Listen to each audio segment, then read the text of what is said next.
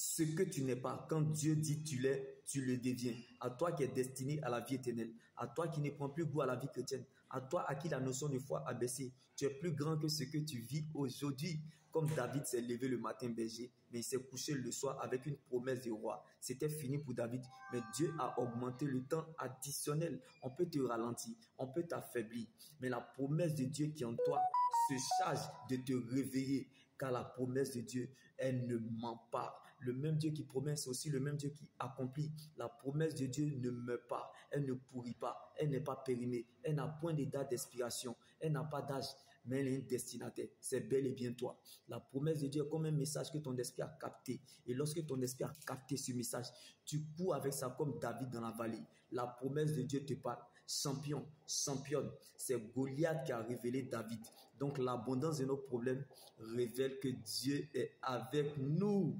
Donc tant que tu n'es pas encore arrivé à l'accomplissement de ce que Dieu a dit, même si tu pleures, même si tu es fatigué, même si tu te décourages, même si tu appelles la mort va venir et la mort va te dire, pas toi, comme David dans la bataille contre Goliath.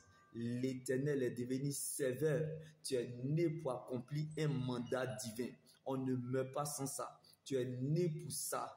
Donc ce n'est plus ton combat. Car Christ était ressuscité pour toi. Il y a encore de l'espoir tant que Jésus vit pour toi.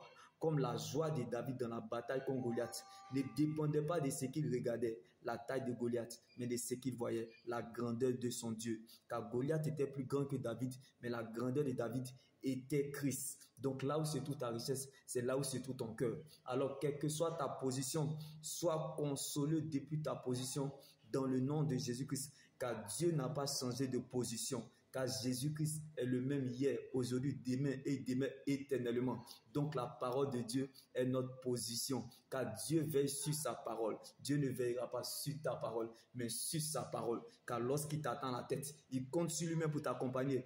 Donc si c'est à cause de toi, tu perdras la bataille. Mais à cause de Dieu, tu gagneras le combat. Donc la chaussure qu'on porte, c'est en fonction de la distance à parcourir. Alors ne laisse personne te priver de ton éternité qui est l'enjeu majeur de ton existence.